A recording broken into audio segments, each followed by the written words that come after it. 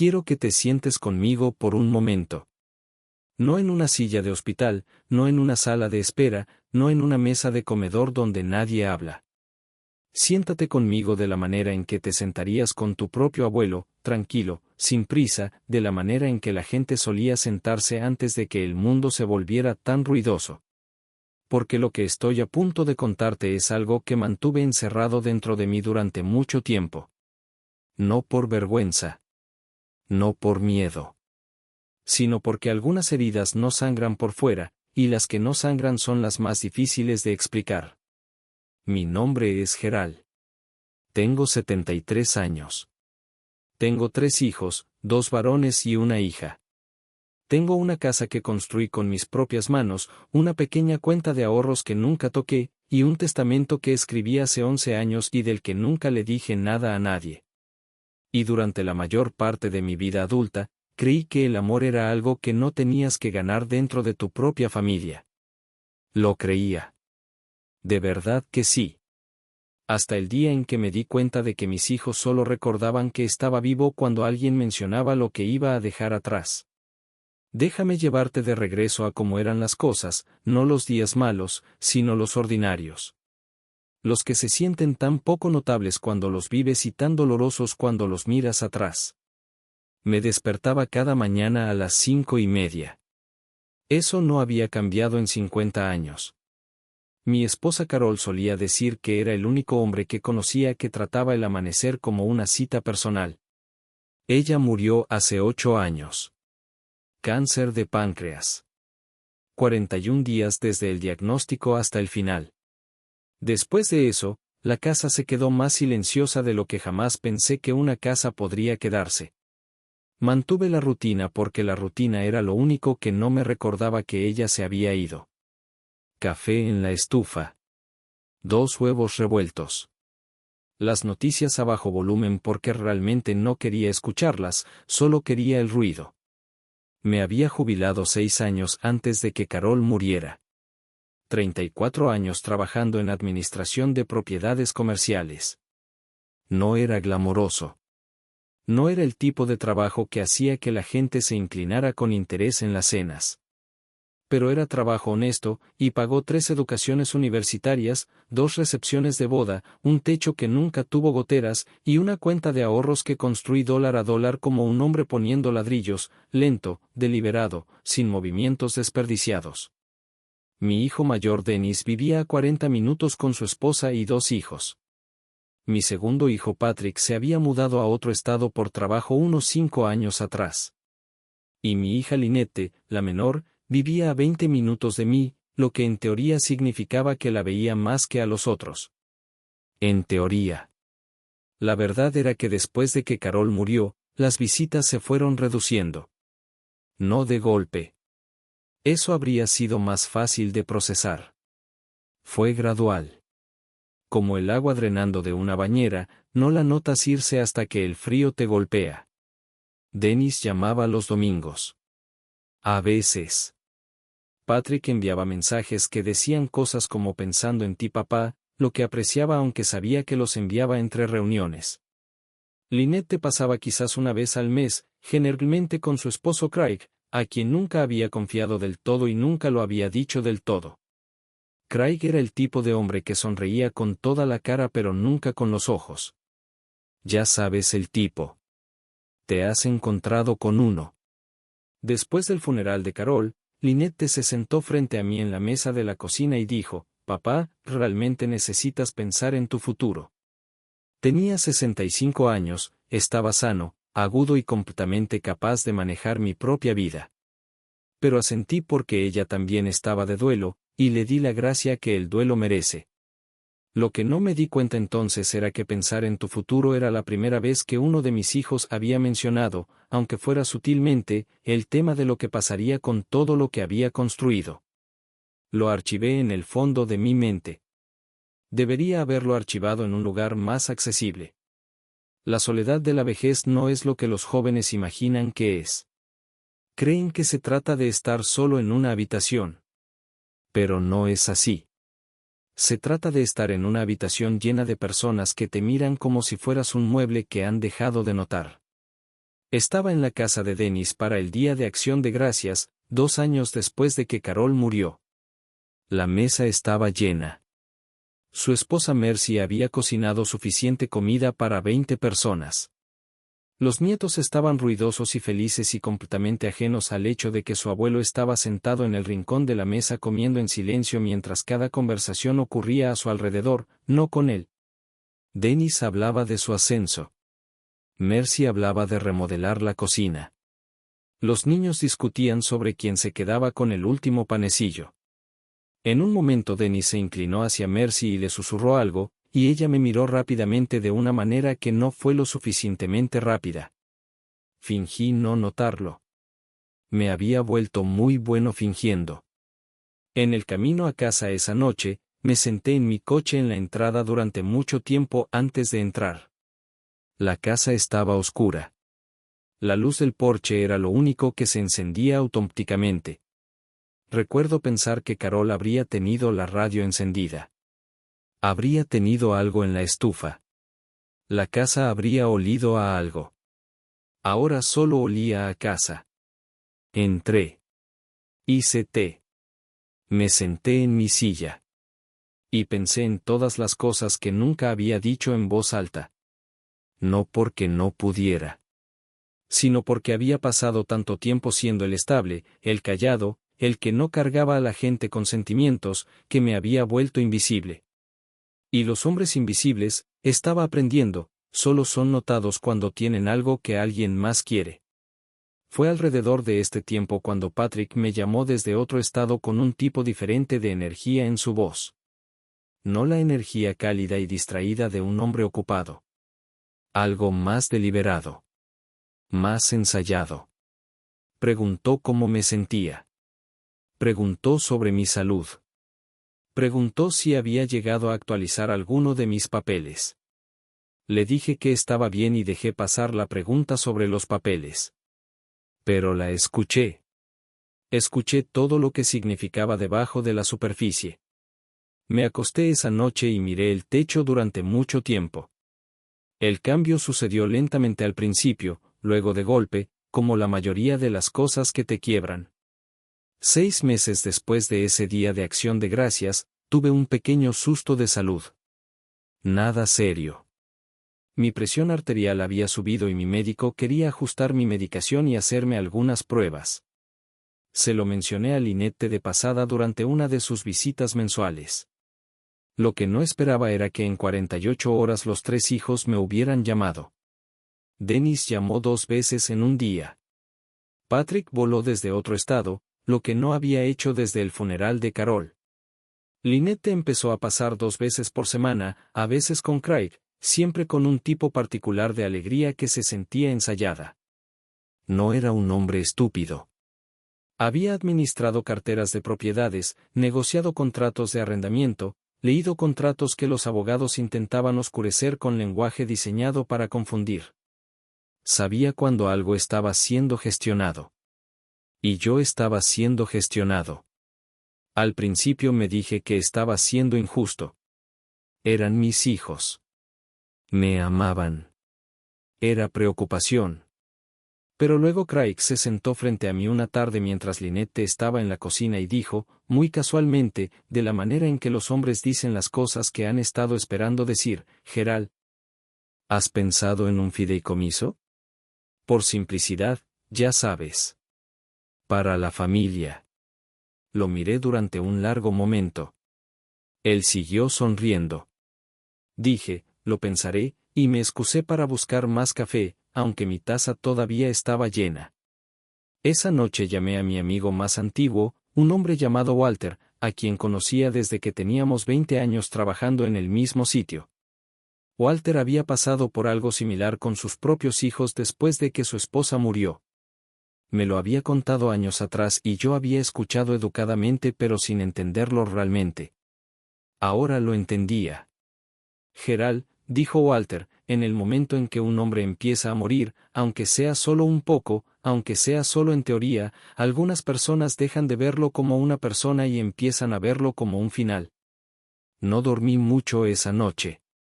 En las semanas que siguieron empecé a observar cosas que anteriormente había elegido no ver.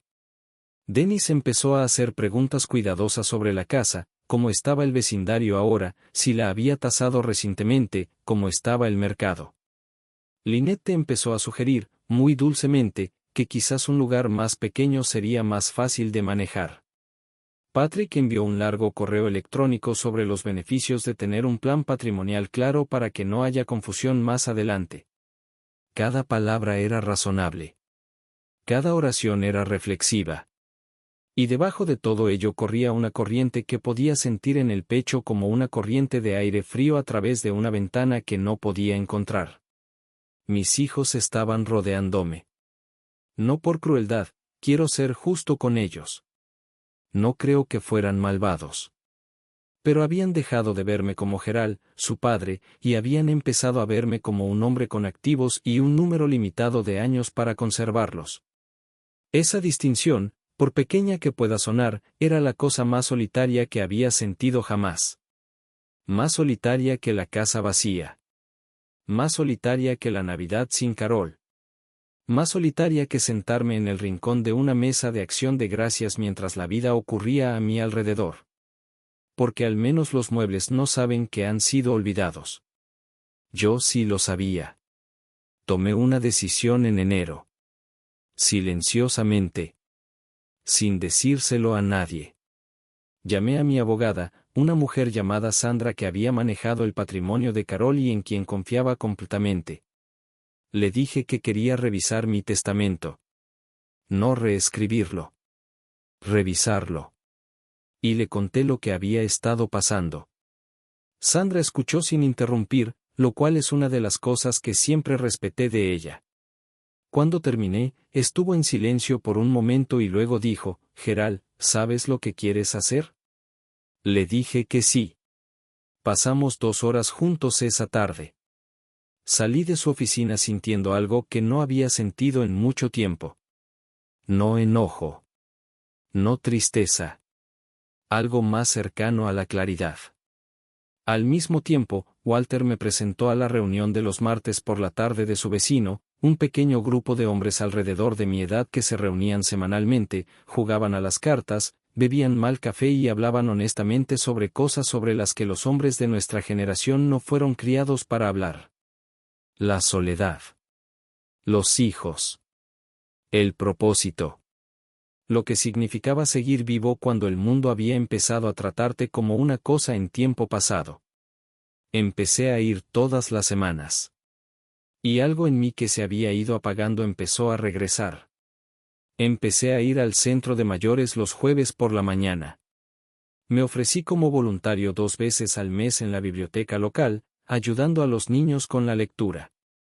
Repinté el porche trasero, algo que había estado queriendo hacer durante 2 años. Llamé a un antiguo colega y quedamos para almorzar y hablamos durante 3 horas sobre nada importante, y fue la mejor tarde que había tenido en años. Quiero ser honesto contigo sobre algo. No estaba haciendo estas cosas para castigar a mis hijos. No estaba actuando la independencia para demostrar algo. Lo estaba haciendo porque me había dado cuenta, en algún lugar de la niebla del duelo y la soledad y la lenta invisibilidad, de que había dejado de vivir. Había estado esperando. Esperando ser necesario. Esperando ser visitado. Esperando importarle a alguien. Y mientras esperaba, los días seguían moviéndose sin mí. Así que dejé de esperar. También fue durante este periodo cuando algo inesperado sucedió. Mi nieto, el hijo mayor de Dennis, un chico de 16 años llamado Cooper, empezó a llamarme por su cuenta. No porque su padre le dijera que lo hiciera. Solo porque sí. Llamaba los sábados por la mañana y hablábamos de lo que tuviera en mente. La escuela, los deportes, una chica que le gustaba, un maestro que no soportaba. Nunca preguntó sobre dinero. Nunca mencionó la casa. Solo quería hablar conmigo, y quiero decirte que esas llamadas del sábado por la mañana hicieron más por mí que todas las visitas cuidadosamente gestionadas de mis hijos juntas. Un sábado Cooper dijo, abuelo, últimamente pareces diferente. Como mejor. Me reí y le dije que había decidido dejar de ser un viejo. Él dijo, nunca fuiste tan viejo, abuelo. 16 años y me veía con más claridad que nadie más en la familia. A veces los más jóvenes ven las cosas más verdaderas. El momento que había estado esperando silenciosamente llegó un domingo por la tarde en marzo. Los 3 hijos llegaron a la casa al mismo tiempo. Eso solo ya me dijo que había sido coordinado. Entraron con ese tipo particular de alegría cuidadosa, la que tiene un propósito debajo. Nos sentamos en la sala. Lynette había traído un pastel de café. Dennis tenía las manos entrelazadas en el regazo de la manera en que lo hacía cuando estaba a punto de decir algo ensayado. Patrick seguía mirando su teléfono y luego poniéndolo boca abajo en el apoyabrazos. Craig no estaba con ellos, lo que me sorprendió, hasta que me di cuenta de que esto estaba pensado para parecer una conversación familiar en lugar de una de negocios. Dennis empezó. Dijo que todos habían estado hablando y que estaban preocupados por mí y que pensaban que podría ser un buen momento para sentarse juntos y discutir, y aquí hizo una pausa buscando la palabra correcta, la planificación. Lynette intervino, su voz cálida, sus ojos cuidadosos. Dijo que solo querían asegurarse de que todo estuviera organizado para que cuando llegara el momento no hubiera estrés ni confusión.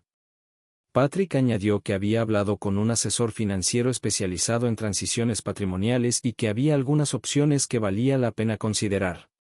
Me senté en mi sillón, el de Carol técnicamente, el azul que ella siempre reclamaba, y escuché a los 3 hablar. Los dejé terminar. No interrumpí. Cuando la habitación se quedó en silencio, los miré a cada uno durante un largo momento. Y luego dije, aprecio que estén pensando en mi futuro. De verdad que sí. Quiero que sepan que ya me he ocupado de todo. Intercambiaron miradas. Dennis preguntó qué quería decir. Le dije que me había reunido con Sandra varios meses atrás, que mi testamento había sido revisado y actualizado y que todo estaba en orden. Les dije que no era algo que tuviera intención de discutir en detalle. La sonrisa de Lynette vaciló ligeramente en los bordes. Patrick preguntó si había considerado un fideicomiso, por simplicidad. Le dije que Sandra me había asesorado adecuadamente y que confiaba en su criterio. Luego dije algo con lo que había estado cargando durante mucho tiempo. Dije, quiero preguntarles algo a todos y quiero que respondan honestamente. ¿Cuándo fue la última vez que alguno de ustedes me llamó solo para hablar? No sobre planificación. No sobre la casa o mi salud o lo que viene después. Solo para hablar. La habitación se quedó muy silenciosa. Dennis miró al suelo. Lynette miró sus manos. Patrick miró más allá de mi hombro. No lo dije para herirlos. Lo dije porque era la cosa más verdadera que necesitaba decirse, y había pasado demasiados años tragándome las cosas verdaderas. Les dije que los amaba. Les dije que extrañaba a su madre cada día, y que la extrañanza era más fácil cuando sentía que mi familia me veía, no como un problema a organizar, sino como una persona que todavía valía la pena conocer. Lynette empezó a llorar. Llanto real, no el tipo cuidadoso y gestionado. Se levantó y me abrazó, y la sostuve, y sentí sus hombros temblar, y supe que algo de lo que había dicho le había llegado. Dennis dijo, papá, lo siento. Lo decía en serio. Podía escucharlo en la textura específica de esas 3 palabras. Patrick no dijo nada durante mucho tiempo, y luego dijo, he sido un mal hijo. Le dije que no quería hijos malos ni hijos buenos. Quería a mis hijos. Las cosas no cambiaron de la noche a la mañana. Quiero ser honesto sobre eso también, porque las historias que se resuelven demasiado ordenadamente son solo mentiras vestidas con un lazo. Dennis todavía hacía preguntas cuidadosas a veces. Patrick todavía vivía lejos y enviaba mensajes más de lo que llamaba. Craig todavía sonreía con solo la mitad de su cara. Pero algo había cambiado. Algo real. Lynette empezó a venir sola, sin Craig, sin agenda. Traía comida y nos sentábamos en la mesa de la cocina como solía hacer cuando estaba en la preparatoria, solo hablando. Sobre Carol. Sobre recuerdos que casi había olvidado. Sobre sus propios miedos y su propio matrimonio, que empecé a entender no era tan sólido como había estado fingiendo. Escuché. No ofrecí consejo a menos que me lo pidiera. Solo escuché, y creo que eso era lo que ella había necesitado de mí durante más tiempo del que ninguno de los dos había admitido. El hijo de Dennis, Cooper, cumplió 17 años en abril. Manejé 40 minutos para estar en su cena de cumpleaños, y cuando entré, Cooper cruzó la habitación y me abrazó de la manera en que los adolescentes raramente abrazan a alguien, completamente, sin autoconciencia. Dennis observó y capté algo moviéndose por su cara. Algo que podría haber sido vergüenza, o podría haber sido gratitud. Probablemente ambas. Tuve una conversación con Walter en esa época, sentados en el porche trasero de su casa con mal café y el sonido de la cortadora de césped del vecino en la distancia. Le conté lo que había pasado. Escuchó, asintió lentamente y dijo, ¿sabes cuál es la diferencia entre tú y la mayoría de los hombres que pasan por eso? Le pregunté cuál. Dijo, la mayoría de los hombres o explotan o se quedan completamente en silencio. Tú te mantuviste estable y dijiste la verdad. Pensé en eso durante mucho tiempo después. Porque no creo que siempre hubiera sido estable. Creo que a veces había confundido el silencio con la fortaleza, y la paciencia con la pasividad. Hay una diferencia. El silencio a veces deja que las cosas equivocadas crezcan en la oscuridad. La verdad, incluso cuando es incómoda, incluso cuando hace llorar a tu hija y hace que tus hijos miren al suelo, la verdad es lo único que realmente cambia las cosas. En cuanto al testamento, te diré esto. Sandra me ayudó a estructurar las cosas de una manera que era justa, clara, y que reflejaba lo que yo realmente quería en lugar de lo que cualquier otra persona había esperado silenciosamente. Añadí una parte significativa a un fondo de becas en la biblioteca local, la misma donde me ofrezco como voluntario, en nombre de Carol. Reservé algo para Cooper específicamente, separado del patrimonio general, porque ese chico me había llamado todos los sábados por la mañana solo porque quería hacerlo, y ese tipo de amor merece ser reconocido. El resto lo dividí reflexivamente, sin enojo, sin castigo. No soy un hombre vengativo. Nunca quise serlo. Lo que quería, lo que siempre había querido, era ser visto mientras todavía estaba aquí para ser visto. No llorado eficientemente. No organizado en una transición limpia. Visto. Hablado. Discutido a veces. Reído. Llamado un martes sin ninguna razón en particular. Eso es todo lo que la mayoría de los viejos quieren, creo. No tu lástima. No tu planificación. Solo tu presencia. Todavía me despierto a las 5:30 cada mañana. El café todavía va en la estufa. Las noticias todavía están en volumen bajo. Pero ahora, los jueves por la tarde estoy en la biblioteca. Los martes por la noche estoy en la mesa de cartas del vecino de Walter. Los sábados por la mañana suena mi teléfono y es Cooper, y hablamos hasta que uno de nosotros se queda sin cosas que decir, que generalmente es él, porque tiene 17 años y el mundo sigue dándole cosas nuevas. Y a veces, cuando la casa está en silencio y la luz del porche se enciende automáticamente y la tarde se asienta a mi alrededor, me siento en el sillón azul de Carol y pienso en todo lo que casi pasó sin ser dicho. Todas las cosas que casi dejé apagarse porque era demasiado orgulloso, o demasiado cansado, o demasiado convencido de que el amor no necesitaba ser pedido. Estaba equivocado en eso. El amor, incluso dentro de una familia, a veces necesita ser nombrado en voz alta. Necesita ser protegido. Necesita ser dicho, llanamente y sin disculpas, como se ve realmente. Mis hijos vinieron a mí pensando en lo que dejaría atrás.